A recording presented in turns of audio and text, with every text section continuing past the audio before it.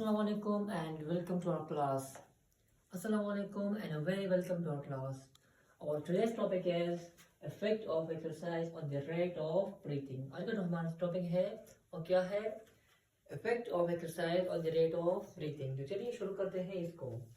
Under rest condition, the rate of breathing is 15 to 20 times per minute. तो हम rest position होते हैं, जो हम कोई बारी काम या कोई हम एक्सरसाइज या कोई खेल कूद नहीं कर रहे होते हैं, तो हमारी जो ब्रीथिंग की जो रेट होती है हमारे पास कितनी हो जाती है 15 to 20 टाइम्स पर मिनट होती है. यानी कि ब्रीथिंग उसको कहते हैं, यानी कि हम इनहेल करते हैं, ये हमारे पास एक बार हम इनहेल करते हैं फिर एक्सहेल करते हैं, ये हमारे पास सिर्फ एक ब्रीथिंग होती है. तो हम ये कितनी बार करते हैं, कितनी बार हम एक्सहेल इनहेल और एक्सहेल करते हैं 15 to 20 times at a rest condition. During the exercise, this rate increase instantly. जब हम एक्सरसाइज करते हैं, अगर हम कोई खेल कूद करते हैं, अगर हम कोई बारी काम करते हैं, तो ये इंस्टेंटली में जल्दी या डायरेक्टली से इंक्रीज हो जाता है. क्यों इंक्रीज हो जाता है, चलिए पढ़ते हैं. This is due to the fact that more oxygen is required for the oxidation of glucose molecule to get more energy.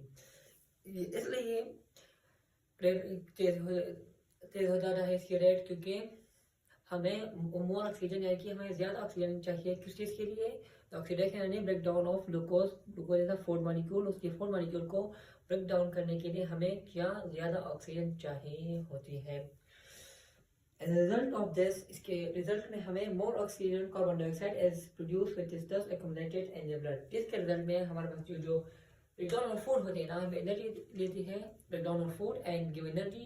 तो इसको हम रिस्पिरेशन कहते हैं. रिस्पिरेशन की जो प्रोसेस हमारे पास हो जाती है, इसके बाद जो बाय प्रोडक्ट मैंने आप लोगों को बताया था, ताकि रिस्पिरेशन का जो बाय प्रोडक्ट होता है वो होता है हमारे पास कार्बन डाइऑक्साइड. तो कार्बन डाइऑक्साइड पैदा हो जाता है, तो वो कम्युलेट कर जाता है, वो निकल जाता है और चला जाता है किस चीज़ में, ब्लड में. तो ब्लड क्या करता है, when this blood reaches the brain, the medulla breathing center detect more carbon dioxide in the blood and serve nerve impulse into diaphragm and rib muscle at greater speed. जब ये blood जिसमें carbon dioxide की मात्रा ज़्यादा है, ये हमारे पास कहाँ पे जाता है, मेडुला यानी कि ब्रेन में चला जाता है. Medulla is a part of brain. जब ब्रेन में चला जाता है तो क्या कर देते हैं, ये डिटेक्ट कर देता है कि इसमें कार्बन डाइऑक्साइड की जो मकदार है, जो कंसंट्रेशन है वो ज़्यादा है. तो क्या करता है, ये सेंड नर्व इम्पल्स, यानी कि नर्व इम्पल्स में की सिग्नल दे देता है किसको, डायाफ्राम. मैंने आप लोगों को बताया था कि डायाफ्राम जो हमारे लंग्स के नीचे वाला मसल्स होता है, थिक मस्कुलर स्ट्रक्चर होता है, उसको हम डायाफ्राम कहते हैं उसको. और जो हमारे रिब्स होते हैं उसको मैसेज नर्व इम्पल्स या सिग्नल उसको भेज देता है. इसकी वजह से so the speed of contraction and relaxation of these muscle increase. जिसकी वजह से जो हमारी स्पीड ऑफ कंट्रैक्शन और रिलैक्सेशन होती है किस मसल की, हमारे डायफ्राम और हमारे रिब्स मसल की, और क्या कर जाती है, इंक्रीज कर जाती है. जिसकी वजह से जो हमारी ब्रीथिंग रेट होती है, जो हमारी इनहेलेशन और एक्सहेलेशन होती है, और क्या कर जाती है, इंक्रीज कर जाती है. During exercise the breathing rate increase up to 30 to 40 times per minute.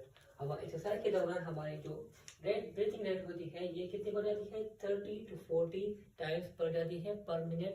It is directly double of the rest position. जब हम रेस्ट में होते हैं तो 15 to 20, और जब हम एक्सरसाइज में होते हैं तो ये डबल हो जाती है. कितनी हो जाती है, 30 to 40 टाइम्स पर मिनट हो जाती है. That's it. अल्लाह हाफिज़.